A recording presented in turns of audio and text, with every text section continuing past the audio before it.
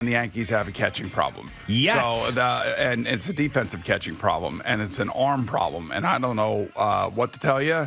It's a stone worst in Major League Baseball statistically, Trevino. The guy that they traded to the Mets is the guy that they should have playing catcher for them. What's his Norins? What the hell's his name? Whatever it is, whatever it is. You know, the guy just got here, but David Stern stole him from the Yankees. Did, yes.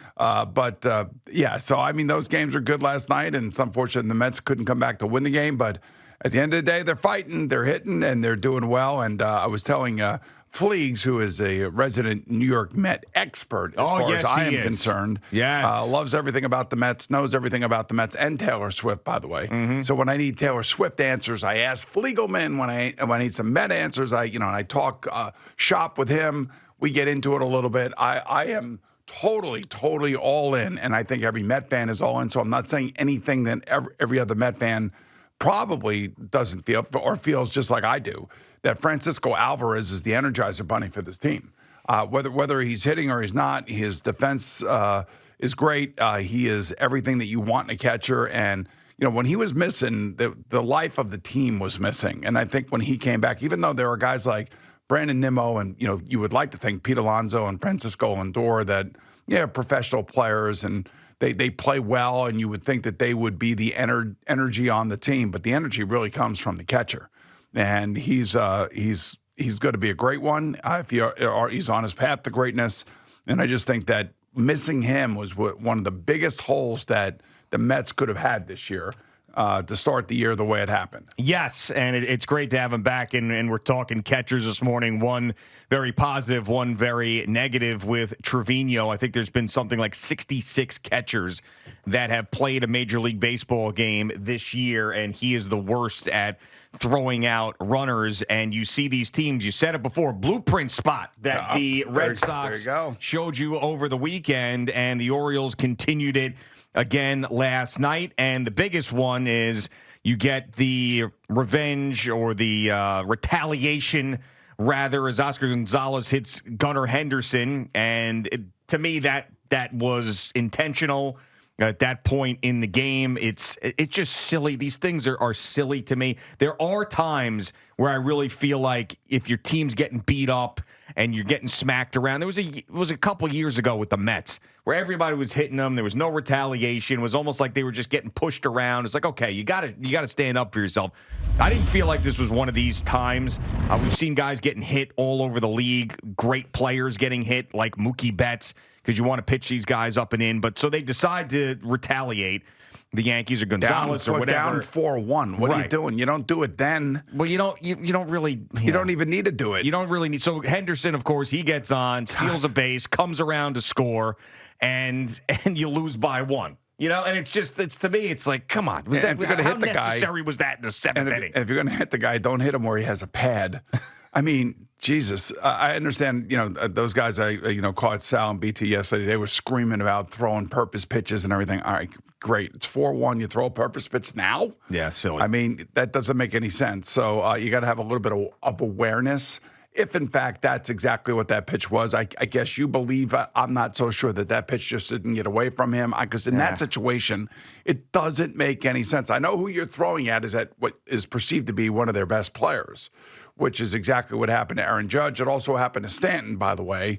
But I have to say, watching Stanton hit the ball last night. Yeah. Holy I mean, he so he's back. That dude is back, man. He's back for now. He is. For now. Okay. He is, man. I'm telling you, as I said before with him, he has a very long history of a New York Yankee at this point now where he's always hurt and he's pulling muscles. I feel like you can't trust him. We can't all of a sudden, because he looks great for April, May, and half of June, all of a sudden think like that didn't exist. But I mean, this is such a recency bias thing. It's crazy to me. Get through a season. You of all people should appreciate what he has gone through. Well, you have gone through it. You have gone through a metamorphosis of your body. Oh, my You God. have changed your body type. You used to be fat, Gio. Yeah. And now you're slim, golf playing, good looking. Yeah. Suave Gio. And this has nothing to do with me, man. It really does not. We're not going to make this about me. We're not about Giancarlo Stanton. It is, but I'm just telling you. My face. You guys have a lot in common. That's what I'm talking about. No, we don't. Yes, you do. No. Yes, you do. He came back this year slimmer, trimmer. He's stretching. He's doing all these different things to keep him from having oblique injuries and everything else. Okay. And you're telling me he wasn't doing that last year? No, he made it a point this year to tell us that this is what happened. Pretty sure he did that slimmer. last year too. No. Yeah. Pretty sure. No. It was this off season, and I would just think, as somebody who went through a major transformation, kind of like you did, that you, instead of being so, I guess, not sure as to whether or not you should support his new body type, I think you should. I'm not supporting. So I'm not against his new body type. I'm a trends guy. I'm a trends guy. That's what it is. There's been a trend here. Yeah, but it's his new body. Like you had. Okay. Remember when you were fat, Gio? I'm telling you, you'd pull a hamstring. I'll still pull a hamstring right now if I started sprinting. It has nothing to do with it. No, if I sprinted right now, got up and sprinted down the newsroom, I would pull a hamstring. Dude, it's a trend. All right. It's a trend. And it's great so far that he has been healthy, but it's just funny how we just wipe away the rest of his history as a Yankee because in a couple of months what about his history as a Marlin? Do we forget that? Well, that's a long time ago now. Yeah, but it's still part of his history. Yeah, but not here and right not now recently. In the playoffs, he was pretty damn good. He showed up in the playoffs. Sure, but they didn't make the playoffs last year, and there was the one playoff series that he was very, very good in. But, I mean, for the most part, he's missed a ton of games.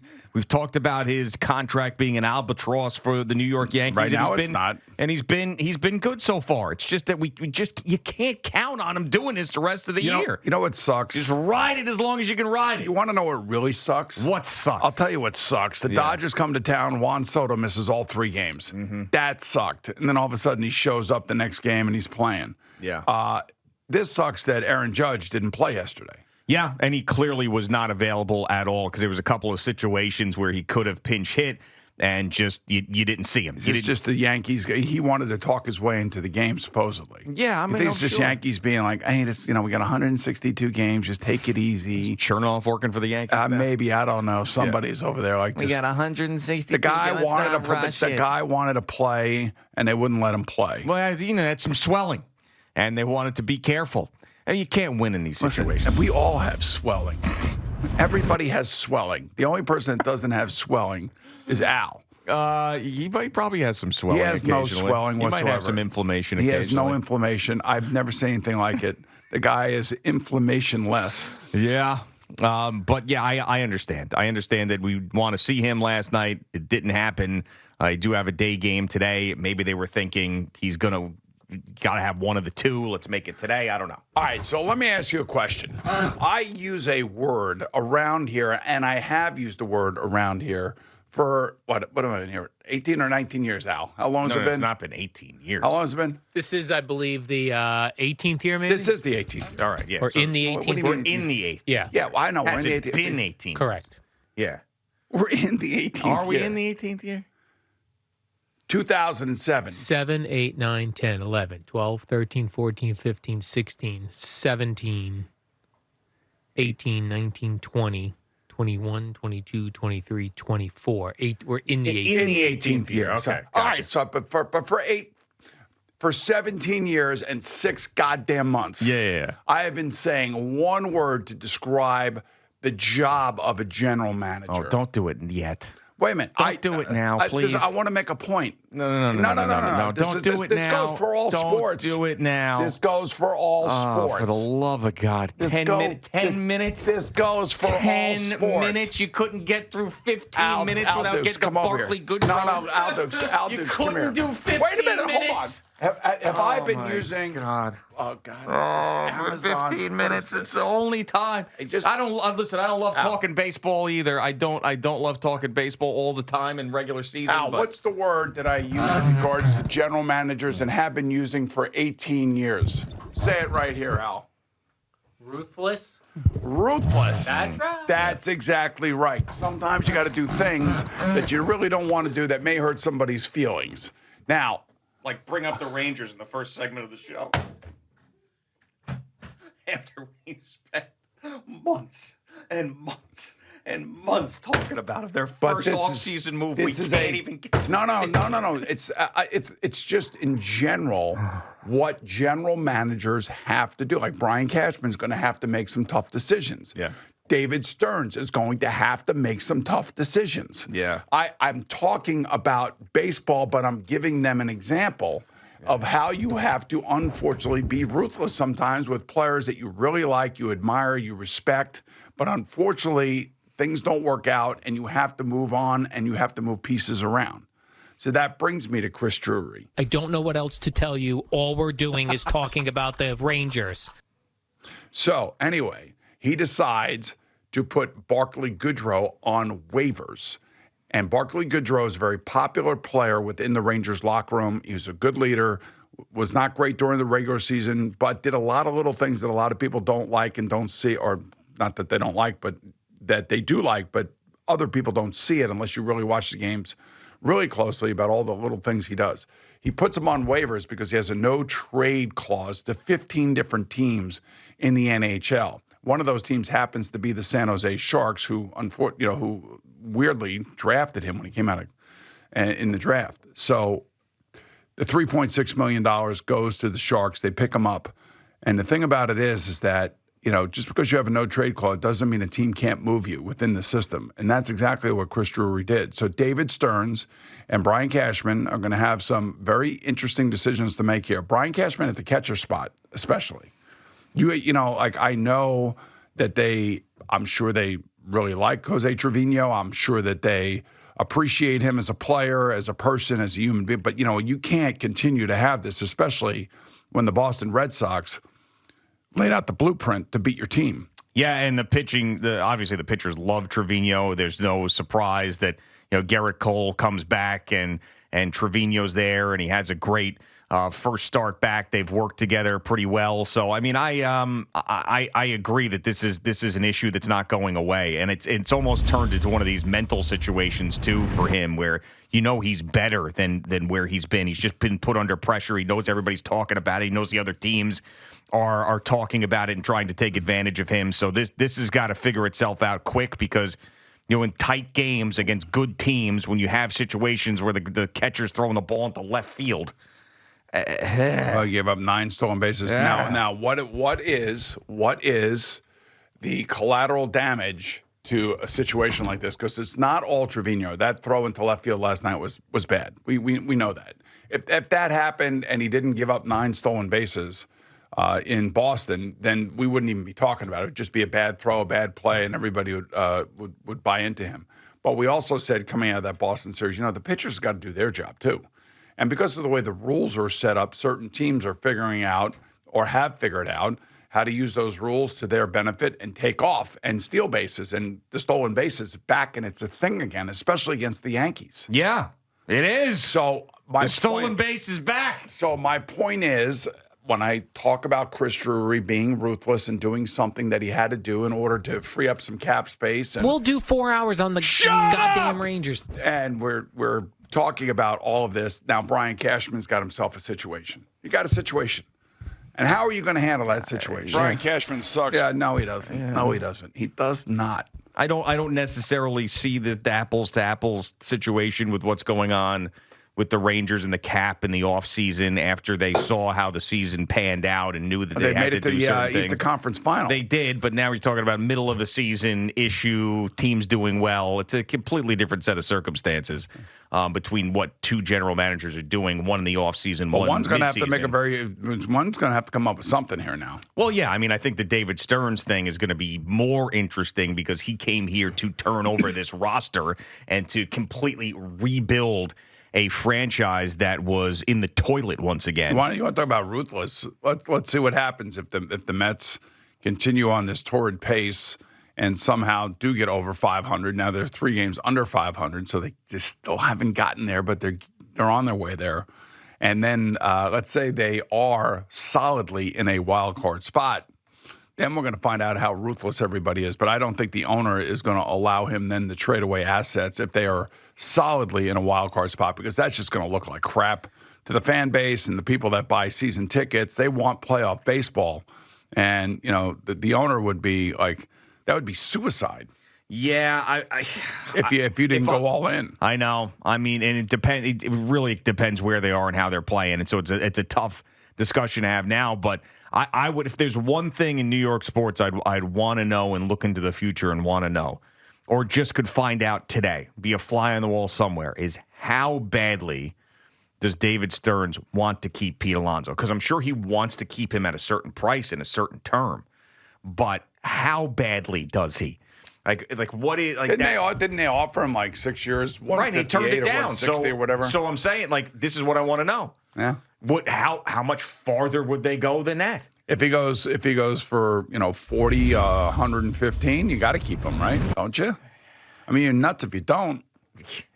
But then again, how many years? Then how many? But here we go again. We got a guy in his 30s who is going to make all this money that someone might offer him 10 years.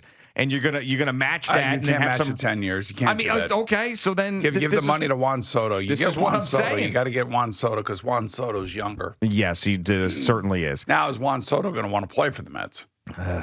He's on a legacy franchise. I keep hearing. He is it a legacy or is it money? Hey, let me tell you something, folks. It's money. Yes. It is definitely money. Now, I will say that Aaron Judge may have been able to extract more money from San Diego. I don't know. I don't know if they all offered him the same amount of money, but he'd been here since the beginning. This is just a 1 year situation with Soto. But Soto's feeling the love from the fans. Oh, yes, he is. And it's going to get even better as the season goes on. But what is that? Does that mean is that worth something to him? I mean, and here's the argument that I hear all the time. How much money do you need? Well, you need more money.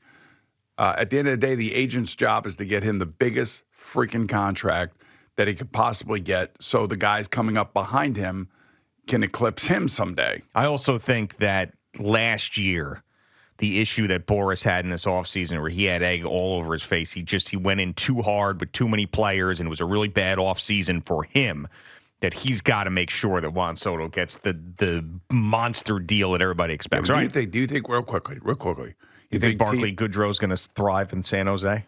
Yeah, I do, actually. I think he's going to be out there and he's going to you know what? This place is not as bad as I thought. That's not what I was going to ask you. Okay. All right. Sorry. See, you just – all right. I was going to ask you. Yeah. If you were a team and a guy was represented by Scott Boras, would you deal with Scott Boras?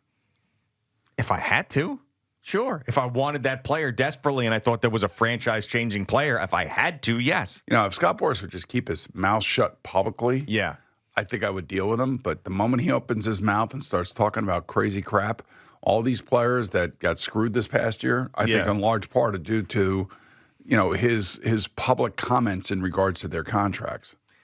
Yeah, I mean, I would deal with him when it comes to players like Juan Soto. I would not deal with him with the middling player that he is trying to pump up to the point where Pete Alonso? It's embarrassing. No, Pete Alonso, he's in between that. You know what I'm saying? He's in between. Now we got a little in-between spot. Well, he's not a middling player, and he's not Juan Soto. Is anybody going to disagree with that? I mean, he's not Juan Soto, and he's certainly not a bum. He's somewhere in between, and he's in his 30s now, which is not exactly the place you get paid unless you're Aaron Judge coming off a 62 home run season.